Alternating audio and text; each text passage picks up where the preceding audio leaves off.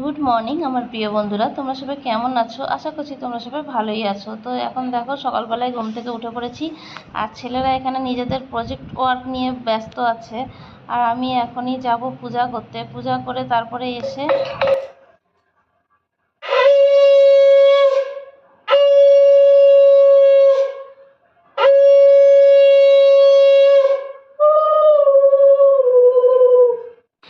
তো যেহেতু আজকাল বেশ একটু সকাল সকালই ঘুম থেকে উঠছি, তাই জন্য পুজোটা জানো তো একটু সকাল সকাল হয়ে যাচ্ছে। তো পূজাটা করে এক সিটে হয়ে তারপরেই আমি যাব নিচে রান্না করে ছেলেদের খাবার দেবো।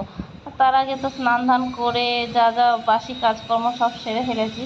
এখন বা শুধু কিছু রান্না করে খাইয়ে ছেলেদেরকে পাঠাতে হবে স্কুলে।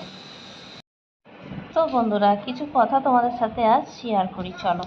তো যেমন মানুষ যখন থাকে তখন তার কিন্তু মর্ম মানুষের বোঝে না। মনে করো কোনো মানুষ ঘরে কোনো কাজ করছে, কিছু করছে, কিন্তু সে তো করছে কাজটা, কিন্তু আশেপাশের মানুষরা যারা তার থেকে সেই কাজটা নিচ্ছে তারা ভাবে যে মানে এই কাজটা কী বা হচ্ছে, এটার মানে কোনো ভ্যালু দেয় না। যেমন তোমাদেরকে আমি একটু বোঝাই যে জঙ্গলের কথাই বলি। এখন আমরা কিন্তু যদি বলো তো জঙ্গল দেখতে বাইরে যাই, পয়সা খরচা করে যাই, কেন কি আমাদের আশেপাশে সেটা নেই।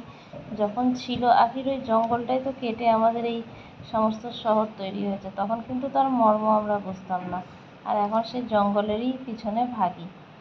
আর তার মধ্যে আরও একটা তোমাদেরকে আমি দিচ্ছি এক্সাম্পল, যে এই যে কেউ যদি তোমাদেরকে জিজ্ঞাসা করে যে তোমাদের গ্রাম পছন্দ কি শহর পছন্দ, তো আমরা ম্যাক্সিমাম লোক কিন্তু বলবো আমাদের গ্রামই পছন্দ।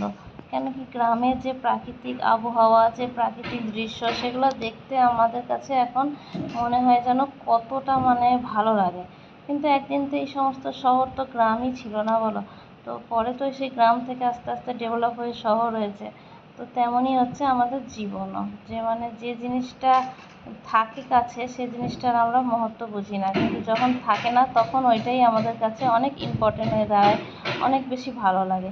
তো এখানে সকালবেলা দেখো সিদ্ধ ভাত বানিয়ে নিয়েছি, ওইটাই ছেলেদেরকে খাইয়ে এখন স্কুলে পাঠাবো। আর সকালে যেগুলো বানাচ্ছিল এই যে দেখো এইগুলোই বানিয়েছে, এগুলো সব ওদের প্রজেক্ট ওয়ার্কের মধ্যে লাগবে, স্কুলে যাচ্ছে এখন আমার ছেলে। তো তাই হচ্ছে, আর ওদের স্কুলে পাঠিয়ে দিয়ে এখন আমি দেখো মোচাটা নিয়ে বসে পড়েছি। এটা যদি কেটে না রাখি না এবেলা, তাহলে আর ওবেলায় আমার রান্না হবে না। তো মোচাটা তো একবেলা ভিজিয়ে না রাখলে কেমন যেন তিতো তিতো লাগে, তাই জন্য আমি এমনি করে করি, যে বেলা রান্না করি অন্য বেলাটা কেটে ভিজিয়ে রেখে দিই। তো তাই হচ্ছে ব্যাপার।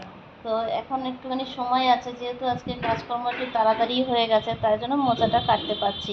নয়তো কোনো দিন এত দেরি হয়ে যায় সমস্ত কাজকর্ম, যে ওখানে খাবারটা নিয়ে যাওয়ার জন্য আমার মানে হুটোপাটা লেগে যায়। তো যাই হোক, আজকে সময় আছে তাই জন্য। আর এই মোচা ছোচা আনলে না খেতে তো ভালোই লাগে, কিন্তু এটা অনেক মেহনত, জানো তো? এটা কাটতে তো অনেকটাই সময় লাগে। তো তোমরা জানোই মোচা কাটতে কতটা সময় লাগে, তাই জন্য ভীষণ অসুবিধা লাগে যখন মোচা আনে। অথচ আমি খেতে কিন্তু বেশ ভালোবাসি মোচা।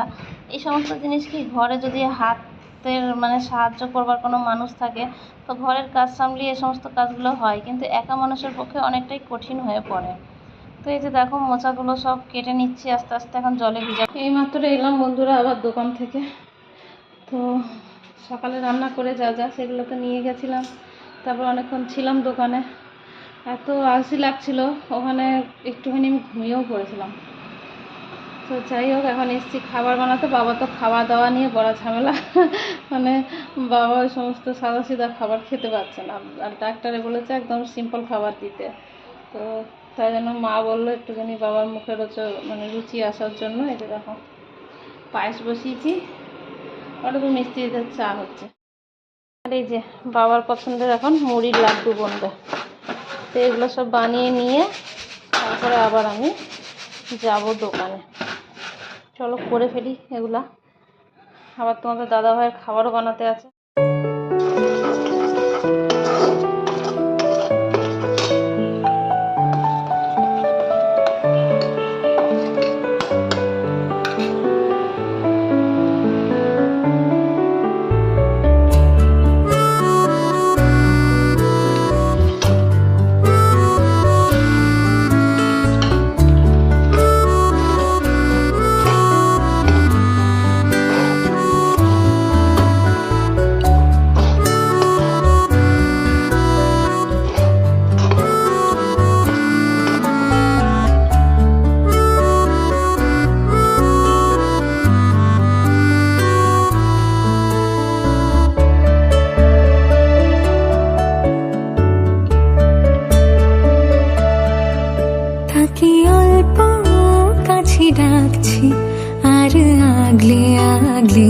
ডাকছি, তবু অল্পে হারাচ্ছি আবার। তাকে ছোবো ছোবো ভাবছি, আর ছুঁয়ে পালাচ্ছি, ফের তাকে ছুঁতে যাচ্ছি আবার।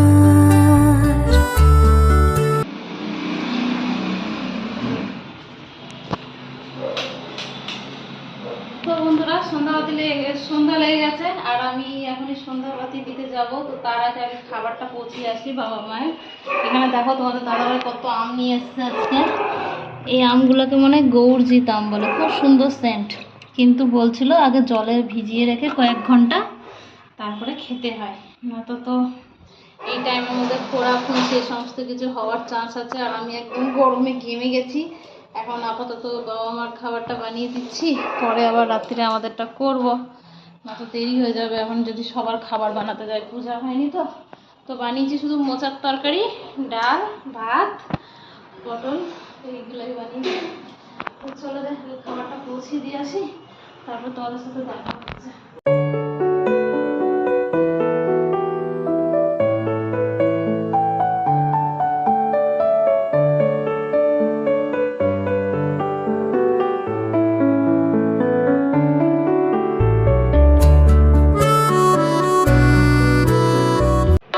তো বাবা মায়ের খাবারটা ওখানে আমি পৌঁছে দিয়ে এসে তারপরে এই যে বাকি মশলাগুলো করে নিলাম। একটু বেশি করে মশলা করে রাখছি ফ্রিজে, মশলাটা থাকলে একটু তাড়াতাড়ি রান্নাটা হয়।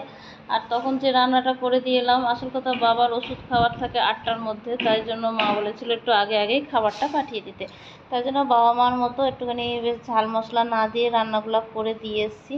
এরপরে এখন আমাদের বাকি রান্নাগুলো হবে। আর তখন যদি সকলের রান্না একসাথে বসাতে যেতাম না, তো দেরি হতো খাবারটা দিতে ওখানে। যেহেতু আমাকে এখনও পূজা করা হয়নি, তো ভাবলাম এসে পূজাটা করে তারপরেই বাকি সব কাজে হাত দেবো। আর যারা ঘরে আছে তারা তো একটু রাত করে খেলে কোনো ক্ষতি নেই, কেন কি ঘরেই আছে। তো তাই জন্য আমি একটুখানি এমনিভাবেই কাজ করছি। আর দেখো ঘেমে নিয়ে একাকার হয়ে যাচ্ছি, এত গরম হচ্ছে এই টাইমটাই না, ভীষণ গরম লাগে রান্নাঘরটাতে। আর এখানে আমি সব রকম মশলা একেবারে পিষে রেখে দিচ্ছি, তাকে এখন 2-4 দিন আমাকে একটুখানি তাড়াতাড়ি রান্না করতে সুবিধা হয়। নয়তো এই রান্না করার সময় যদি মশলা করতে বসি না, অনেক অসুবিধা হয়ে যায়। আর তোমাদের দাদাভাই যে দেখো এগুলো সব কিনে নিয়ে এসছে। এখানে ওয়াই ওয়াই চাউ চাউ রয়েছে।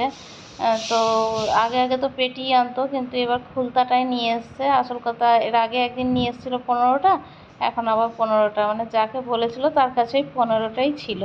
ফুল পেটির মধ্যে থাকে 30টা। আর সাথে যে দেখো বাজারও করে নিয়ে এসছে। এখানে নিয়ে এসছে ঢ্যাঁড়স নিয়ে এসছে, তারপরে লাউ নিয়ে এসছে, পটল, আর চা পাতা ছিল না, চা পাতা নিয়ে এসছে, কচু নিয়ে এসছে, এই সমস্ত। আর আলুর যা দাম বন্ধুরা, তাই জন্য আলু একটু কমই নিয়ে এসছে। তো ছেলেরা আবার একটুখানি বায়না করলো যে আমাদেরকে মাশরুম বানিয়ে দাও। তো মোচার তরকারির সাথে মাশরুমটা থাকলো আর কি। আর আমাদের মোচার তরকারিটা একটু ঝাল ঝাল করে পরে বানালাম। আর এই যে দেখো ডাল। এখানে মাছটাও বের করে নিয়েছি, যেহেতু মাছটা বেশ অনেক দিনের হয়ে গেল, তাই জন্য আর মাছটা এবার আর মাকে দিলাম না। তো আজকে এটুকু মাছ ভেজে শেষ করে দিলাম। আর এই হচ্ছে আজকে রান্না বান্না বন্ধুরা। ছেলেরা তো মাছ খেলো না। তো বন্ধুরা দেখো আমি এখন রাত্রিবেলায় আবার স্নান করে নিলাম, আর এদিকে সকলের খাওয়া দাওয়া শেষ। আর আমি এখন চলে এসেছি তোমাদের সাথে টাটা বাই বাই করতে। আসল কথা, আজকেও অনেকটাই রাত হয়ে গেছে, তো সমস্ত কাজকর্ম করে ফেলেছি। এখানে দেখো রান্নাঘর ঠিকঠাক করে যতটুকু পারলাম পরিষ্কার করে নিলাম, আর বাসনগুলো সব ধুয়ে মেজে রেখে দিয়েছি এই দেখো ঝুড়ির মধ্যে। তো চলো বন্ধুরা, এখন আর ভিডিওটা বাড়াচ্ছি না, এখানে শেষ করে দিচ্ছি। ওই দেখো ঘড়িতে কটা বাজছে, 11টা 15। তো টাটা বন্ধুরা, গুড নাইট। দেখা হচ্ছে নতুন কোনো ভিডিওর সাথে। আর আমার ভিডিও যদি ভালো লেগে থাকে তো অবশ্যই লাইক, শেয়ার, সাবস্ক্রাইব করে আমার পাশে থেকো বন্ধুরা। তো টাটা বন্ধুরা, তোমাদের সকলকে অনেক অনেক অনেক ধন্যবাদ।